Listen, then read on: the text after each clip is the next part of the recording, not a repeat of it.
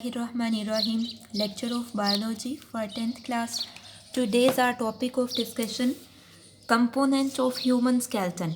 इससे पहले कि हम component of human skeleton discuss करें, इससे पहले आप यहाँ पे हेडिंग बनाएं एंड्रियस विजेलियस. एंड्रियस विजेलियस, यहाँ से आपको क्वेश्चन आएगा.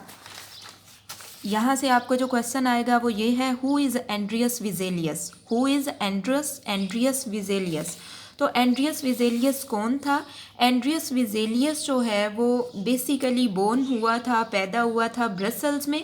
ब्रसल्स बेल्जियम का एक शहर था और उसने अनाटमिकल स्टडीज़ की थी. अनाटमिकल स्टडी, अनाटमी क्या है? बायो की वो ब्रांच है ना जिसमें इंटरनल स्ट्रक्चर की स्टडी करते हैं. तो फिर एंड्रियस विजेलियस ने बॉडी के इंटरनल स्ट्रक्चर्स की स्टडी की थी और बहुत इम्पोर्टेंट काम किया था. उसने ह्यूमन डेड बॉडीज़ की डायसेक्शन की थी. इसके अलावा उसने स्केलेटन के बारे में बहुत इम्पोर्टेंट इंफॉर्मेशन दी थी.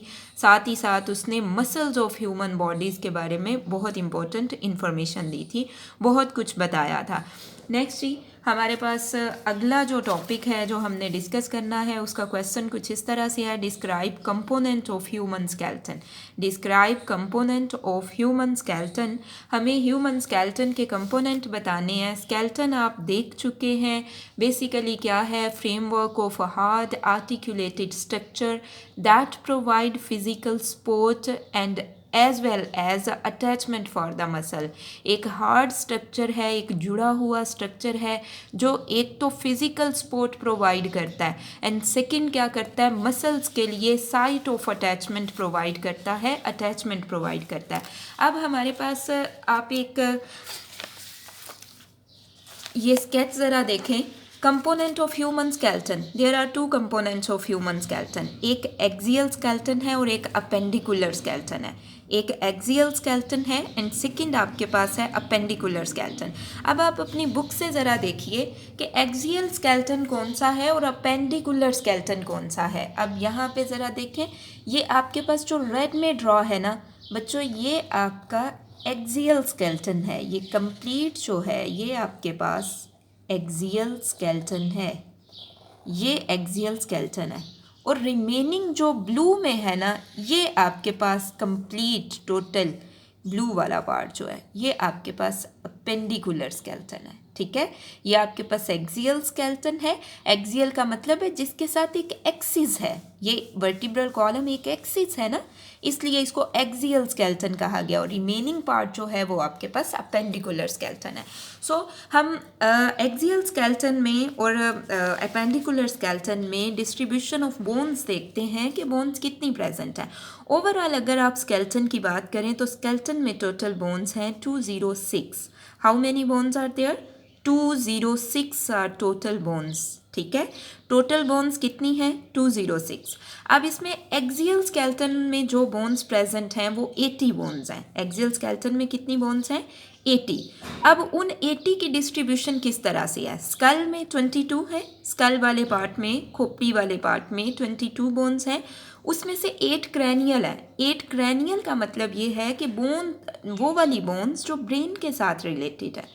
ठीक है, और 14 फेशियल है. फेशियल मीन के 14 फेस की बोन्स हैं. 22 total, 8 are cranial and 14 facial. Okay जी, नेक्स्ट आपके पास आ जाता है स्कल के बाद वर्टिब्रल कॉलम. अब वर्टिब्रल कॉलम में टोटल कितनी बोन्स हैं? 33 बोन्स हैं वर्टिब्रल कॉलम में. 33 बोन्स हैं वर्टिब्रल कॉलम में. रीढ़ की हड्डी में 33 बोन्स हैं. नेक्स्ट आपके पास आ जाती हैं मिडल ईयर ओसिकल्स. आप लोग ये पढ़ के आए हैं ना मिडल ईयर ओसिकल्स. ईयर के स्ट्रक्चर में आपने पढ़ा था कि मिडल ईयर में 3 बोन्स हैं. ठीक है, मिडल ईयर्स में कितनी बोन्स हैं? 3 बोन्स हैं. नेक्स्ट आपके पास हेओइड बोन आ जाती है और हेओइड बोन कहाँ पे प्रेजेंट है? हेओइड बोन सिर्फ एक ही है और नेक रीजन में प्रेजेंट है जिसकी वजह से इसे हेओइड बोन का नाम दिया जाता है.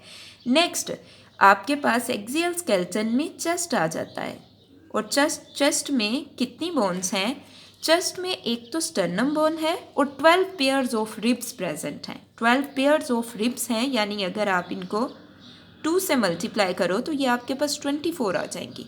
12 पेयर्स हैं रिब्स के और अगर आप 1 बाय 1 देखो तो 24 है. ठीक है, और चेस्ट में जो एक बोन प्रेजेंट है उसको स्टर्नम बोन कहते हैं और 12 पेयर ऑफ रिब्स प्रेजेंट है। नेक्स्ट आप देखिए, आपके पास है अपेंडिकुलर स्केलेटन। अपेंडिकुलर स्केलेटन में 126 बोन्स हैं। अपेंडिकुलर स्केलेटन में टोटल 126 बोन्स हैं। अपेंडिकुलर स्केलेटन के 2 पार्ट्स हैं, एक आपके पास लिम्स हैं, सेकंड आपके पास गर्डल्स हैं। लिम्स जो हैं वो आप अपने बाजुओं को, टांगों को कहते हैं।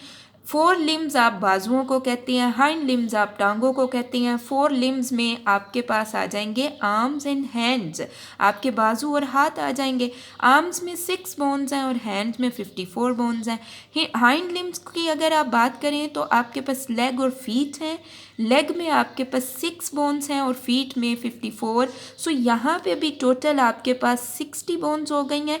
4 लिम्स में टोटल आपके पास 60 बोन्स हो गई हैं और हाइंड लिम्स में भी टोटल आपके पास 60 बोन्स हो गई हैं। सो दोनों में कितनी बोन्स हैं? 60 यहाँ पे और 60 यहाँ पे। टोटल बोन्स कितनी हो गई? 120। ठीक है, टोटल बोन्स आपके पास 120 हो गई। आप गर्डल की तरफ चलते हैं। गर्डल आपके पास 2 हैं, एक पेक्टोरल और एक पेल्विक। पेक्टोरल शोल्डर के हिस्से वाला, उसे पेक्टोरल कहा जाता है, पेल्विक हिप रीजन वाला। ठीक है, पेक्टोरल गर्डल बेसिकली हल्के को कहते हैं। कंधे के हल्के को पेक्टोरल गर्डल कहते हैं।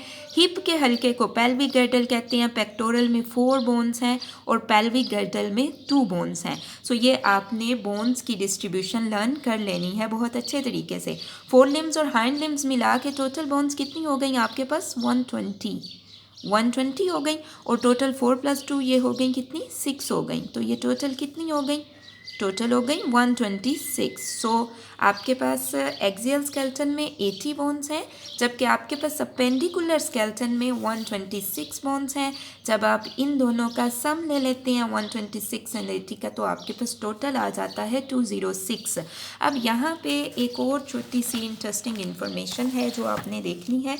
एक तो बच्चे कंपोनेंट ऑफ ह्यूमन स्केलेटन में आपका ये कंप्लीट आएगा, ये एक्सियल स्केलेटन और अपेंडिकुलर स्केलेटन आप लिखेंगे। सेकेंड, आपको एक MCQs आ जाता है कि which is the longest bone of our body. तो थाई बोन जो है, जिसे रान की बोन कहते हैं, वो लॉन्गेस्ट बोन है और प्रेजेंट कहाँ पे है? ये वाली बोन, ये आपके पास लॉन्गेस्ट बोन है और इसको थाई बोन कहते हैं। उर्दू में इसको रान कहते हैं। Thank you.